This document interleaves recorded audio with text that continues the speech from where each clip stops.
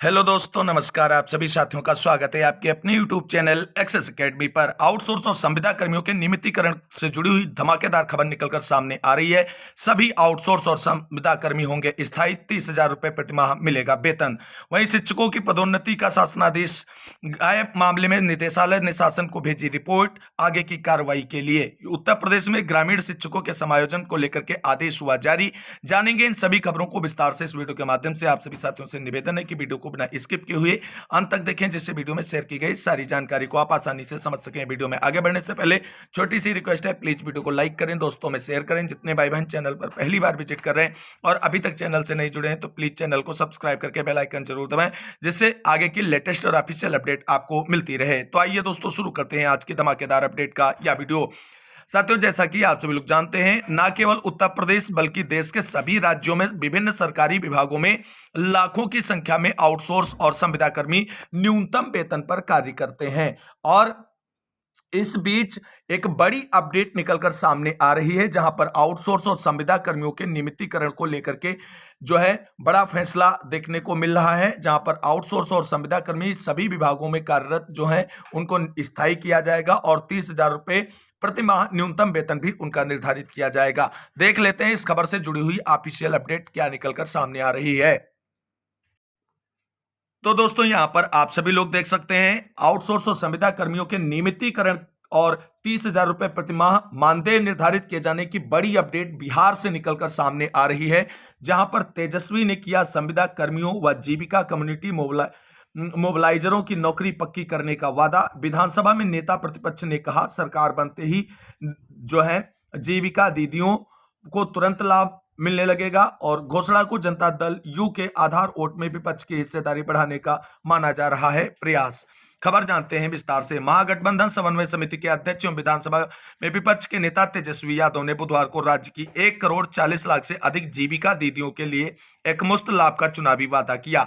सभी जीविका दीदियों को 2-2 हजार रुपए मासिक भत्ता और उनके कम्युनिटी मोबिलाइजर को 30,000 रुपए के मासिक वेतन पर पक्की सरकारी नौकरी देने की घोषणा की है। बुधवार को आयोजित संवाददाता सम्मेलन में तेजस्वी ने कहा कि महागठबंधन की सरकार बनते ही आउटसोर्सिंग एजेंसियों के माध्यम से सरकारी विभागों में काम कर रहे सभी संविदा कर्मियों की नौकरी पक्की कर दी जाएगी। महिलाओं को हर महीने 2,500 देने की घोषणा पहले ही कर चुके हैं। तेजस्वी ने माँ बेटी के नाम से 2 नई योजनाओं की भी घोषणा की है। इधर भाजपा और जनता दल यू ने तेजस्वी को गप मारने वाला और झूठ का सौदागर बताते हुए कहा कि जनता को बरगलाने का उनका कोई भी चुनावी हथकंडा सफल नहीं होने वाला है। जीविका दीदियों के लिए की गई घोषणाओं को मुख्यमंत्री नीतीश और उनके दल जनता दल यू के आधार वोट में विपक्ष की हिस्सेदारी बढ़ाने का प्रयास माना जा रहा है।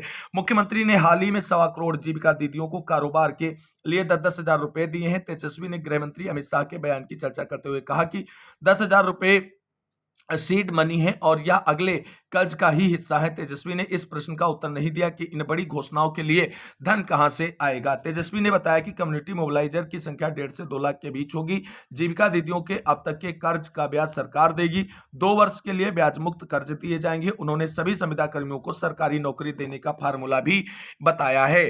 अब इससे जुड़े हुए कुछ पॉइंट पर डिस्कशन करते हैं। तेजस्वी यादव के इस बड़े स्टेटमेंट के बाद जो प्रतिक्रियाएं निकलकर सामने आई हैं, उसमें आप सभी लोग देख सकते हैं, ये गप मारने वाले लोग हैं, इन्हें कुछ करना धरना नहीं। तेजस्वी यादव 2,70,00,000 लोगों को सरकारी नौकरी देने का सपना दिखा रहे हैं, जबकि उनके माता पिता के राज में बेरोजगारी बढ़ी और पलायन हुआ। सम्राट चौधरी उप मुख्यमंत्री बिहार का ये बड़ा स्टेटमेंट है तेजस्वी यादव के स्टेटमेंट के बाद में। तेजस्वी को अपना जनता याद आई है, ऐसी कमरे से निकलकर सपने दिखा रहे हैं। पहले सरकार में आ जाए फिर ऐसी बातें करें। महागठबंधन में जिस तरह से अंदरूनी झगड़ा चल रहा है, पहले उसे सुलझाएं। तेजस्वी यादव मुंगेरी लाल के हसीन सपने देख रहे हैं। तेजस्वी सिर्फ चुनाव के वक्त सक्रिय होते हैं। चिराग पासवान अध्यक्ष लोक जनशक्ति पार्टी व केंद्रीय मंत्री का स्टेटमेंट भी यहाँ पर है। आगे देख सकते हैं, तेजस्वी झूठ के सौदागर हैं, जनता को बरगलाने का उनका कोई भी चुनावी हथकंडा सफल नहीं होने वाला है। लालू परिवार की नीति हमेशा से लूट घसोट वाली रही है। सत्ता से दूर रहने की बेचैनी के कारण अब वे लोग जनता को भ्रमित करने की कोशिश में जुटे हैं। उमेश सिंह कुशवाहा, प्रदेश अध्यक्ष जनता दल यू का ये स्टेटमेंट आया है। फिलहाल बिहार सरकार में जो सरकार बनाने की होड़ है, उसमें लगातार घोषणाएं होती नजर आ रही हैं।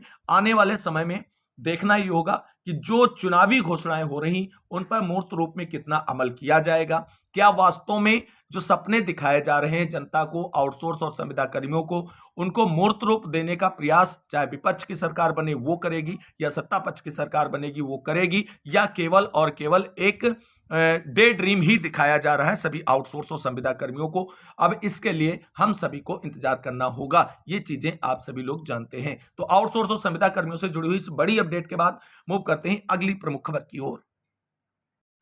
यहां पर दोस्तों उत्तराखंड सरकार की तरफ से एक बड़ी अपडेट निकलकर सामने आ रही है, जहां पर शिक्षकों की पदोन्नति का शासनादेश गायब मामले में निदेशालय ने शासन को रिपोर्ट भेज दी है। 2001 से 2008 तक एलटी शिक्षकों की प्रवक्ता पद पर की गई तदर्थ पदोन्नतियां राज्य सूचना आयोग ने मामले में सुनाया था फैसला। 8 साल तक जिस शासनादेश से शिक्षकों की पदोन्नतियां की गई उसके गायब होने के मामले में माध्यमिक शिक्षा निदेशालय ने शासन को रिपोर्ट भेज दी है। माध्यमिक शिक्षा निदेशक डॉक्टर मुकुल कुमार सती के मुताबिक प्रकरण में शासन स्तर से निर्णय लिया जाना है। शिक्षा विभाग में जिस शासनादेश से वर्ष 2001 से 2008 तक एलटी शिक्षकों की प्रवक्ता पदों पर पदोन्नतियां की गई, विभाग को अब वह आदेश नहीं मिल रहा है। इस मामले में हाल ही में राज्य सूचना आयोग ने भी फैसला सुनाया था। मुख्य सूचना आयुक्त राधा रतूड़ी ने मामले में शिक्षा महानिदेशक और निदेशक को संबोधित कार्मिकों के खिलाफ विभागीय और कानूनी कार्रवाई का आदेश दिया था। आदेश में कहा गया है कि गायब शासनादेश को फिर से तैयार किया जाए।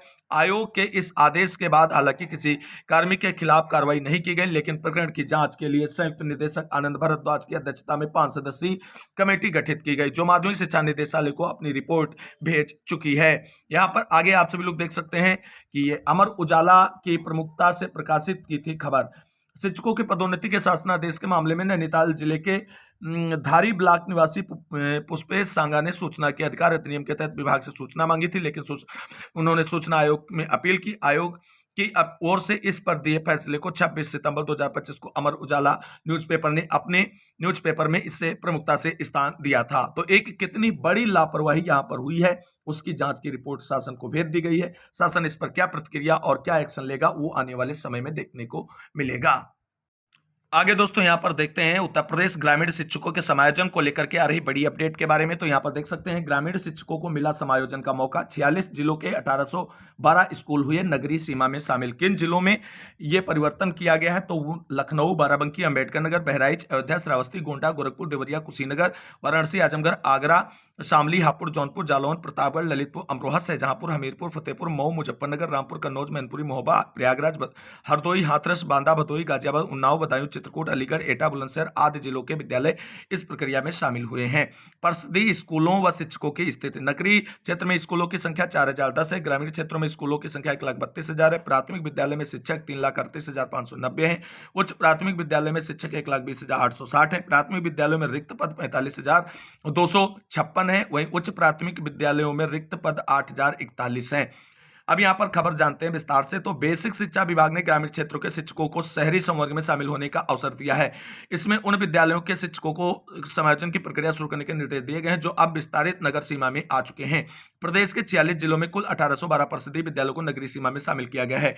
इन स्कूलों में फिलहाल 692 प्रधानाध्यापक, 5,324 सहायक अध्यापक, 1893 शिक्षा मित्र और 568 अनुदेशक कार्यरत हैं। वर्षों से इन नगरीय स्कूलों में नई नियुक्तियां न होने और कई शिक्षकों के सेवानिवृत्त हो जाने से छात्र शिक्षक अनुपात बिगड़ गया है। उदाहरण के तौर पर वाराणसी जिले में नगर सीमा में शामिल 73 विद्यालयों में 119 शिक्षक कार्यरत हैं, जबकि जरूरत 216 शिक्षकों की है। अन्य जिलों में भी नगरीय क्षेत्र में शामिल विद्यालयों की ऐसी ही स्थिति है। बेसिक शिक्षा विभाग की ओर से जारी शासनादेश के अनुसार विस्तारित नगरीय सीमा में आने वाले ग्रामीण स्कूलों के अध्यापकों से उनकी सहमति लेकर उन्हें शहरी संवर्ग में शामिल किया जाएगा। संबंधित अध्यापकों से लिखित विकल्प लेकर उनके समायोजन की प्रक्रिया तय समय में पूरी की जाएगी।